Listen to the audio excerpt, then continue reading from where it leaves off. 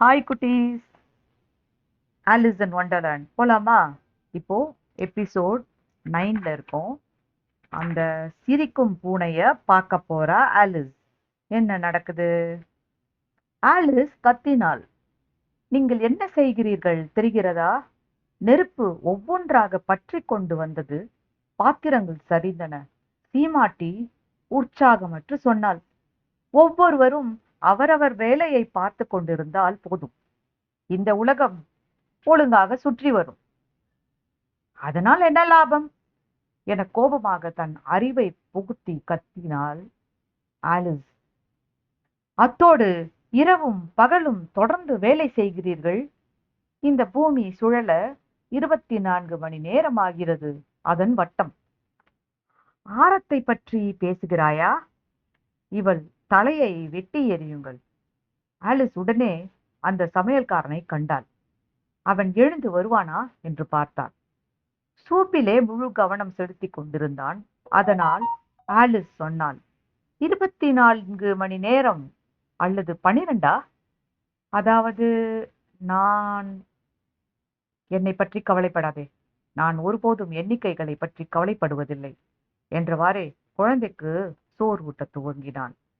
அத்தோடு ஒரு தாலாட்டு பாடலையும் பாடியவாறு சோறு ஊட்டினாள். அந்த பாடல் பெரும் அதிர்ச்சியை தந்தது ஆலிஸிற்கு. சின்ன பையனிடம் கோபமாய் பேசுங்கள், சினுங்கி அழுதால் உதை கொடுங்கள். இந்த பாடலுக்கு கோரஸாக குழந்தையும் சமையல்காரனும் வாவ் வாவ் வாவ் என கத்தினார்கள். சீமாட்டி இரண்டாவது பாடல் மிக நீளமான பாடல். அதை பாடும் முன்பு குழந்தையை இங்கும் அங்குமாக புரட்டி புரட்டி எடுத்தாள் சீமாட்டி. குழந்தை அழுது கத்தியது. அதே பாடலை திரும்பவும் பாடினாள். கோரஸ் பாட்டும் இருந்தது.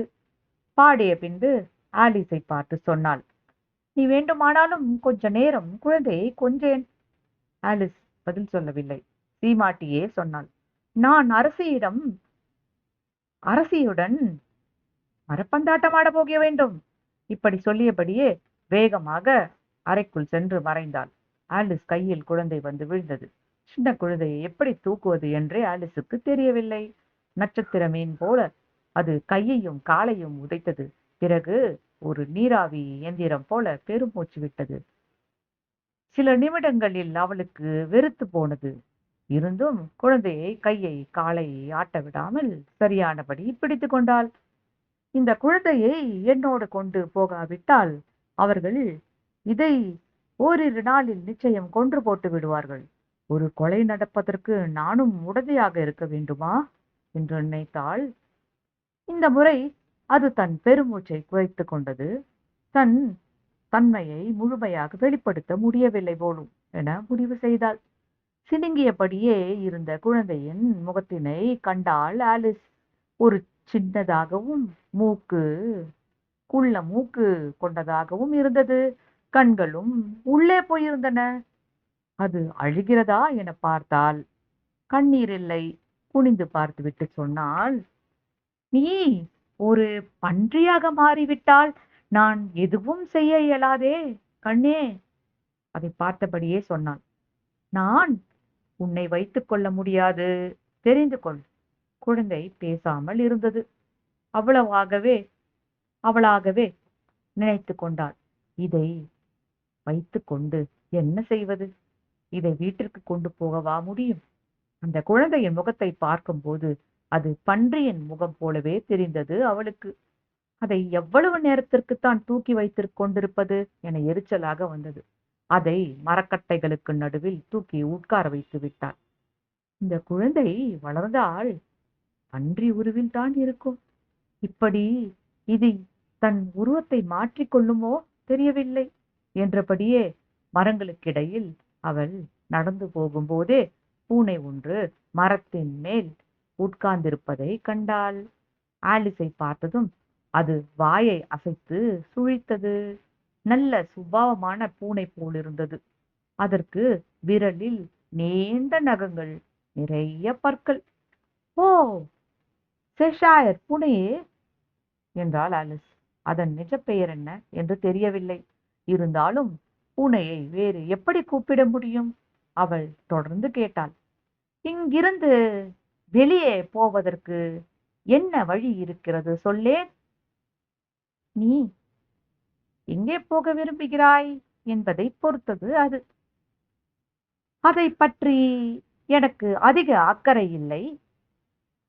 அப்படியானால் வழிகளிலும் பிரச்சனை இல்லை. எங்காவது போக வேண்டும்.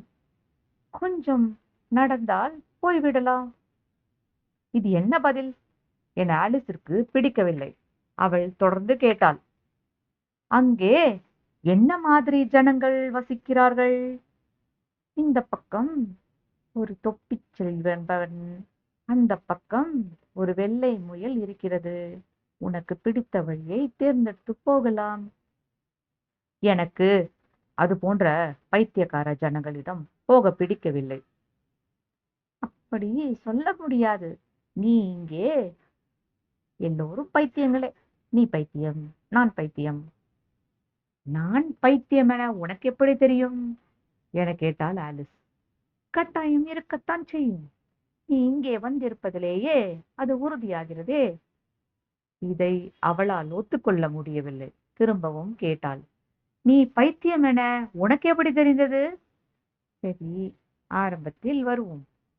ஆரம்பத்திலிருந்து வருவோம். ஒரு நாய் பைத்தியமில்லை, சரிதானே? இருக்கலாம். நாய் கோபம் வந்தபோது குரைக்கிறது, சந்தோஷமாக இருக்கும்போது வாலாட்டுகிறது. நானோ சந்தோஷப்படும் போது குரைக்கிறேன், கோபப்படும் போது வாலை ஆட்டுகிறேன். அதனால் நான் சொல்கிறேன், நானும் பைத்தியம் என்கிறேன். குரைக்கிறேன் என்று சொல்லக்கூடாது, கத்துகிறேன் என்பதே சரி. உன் இஷ்டம். உஷ்டம் போல இப்படி வேண்டுமானால் கூப்பிட்டுக்கொள். சரி, இன்றைக்கு நீயும் ராணியுடன் மரப்பந்தாட்டம் ஆடினாயா?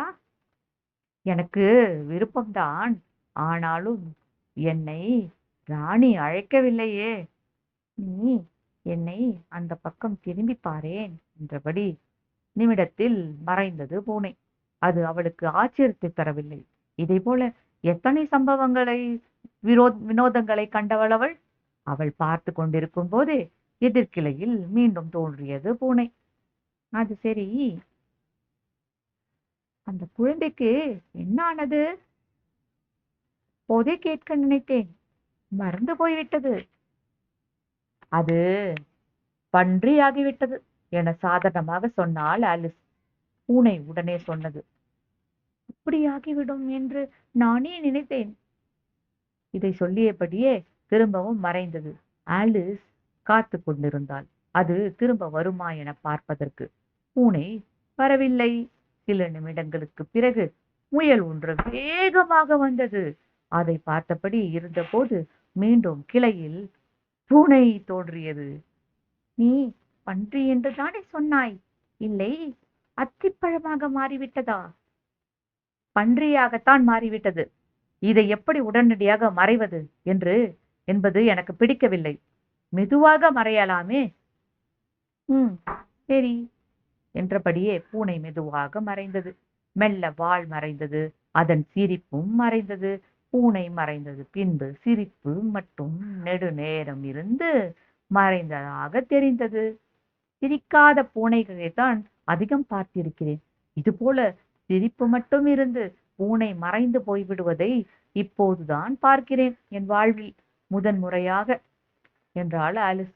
யோசித்தபடியே நடந்து முயலின் வீட்டினை அடைந்தாள். அந்த வீட்டில் காது வடிவில் விளக்குகள் எரிந்து கொண்டிருந்தன. உயரமான தரை சரியான வீடாக இருந்தது. அந்த வீட்டை அடையும் முன்பு தன் கையில் இருந்த காளானை கொஞ்சம் தின்று இன்னமும் 2 அடி உயரமானால் இங்கே போவது பைத்தியக்காரத்தனமாகவும் இருக்கலாம். இதற்கு பதில் குல்லாக்காரனையாவது பார்க்கலாமே என்றபடி வீட்டினை நோக்கி நடந்தாள் ஆலிஸ். கதை தொடரும். அங்கே குல்லாக்காரனை பார்த்து என்ன ஆகிறது என்று அடுத்த எபிசோட்ல பார்க்கலாமா? பாய்.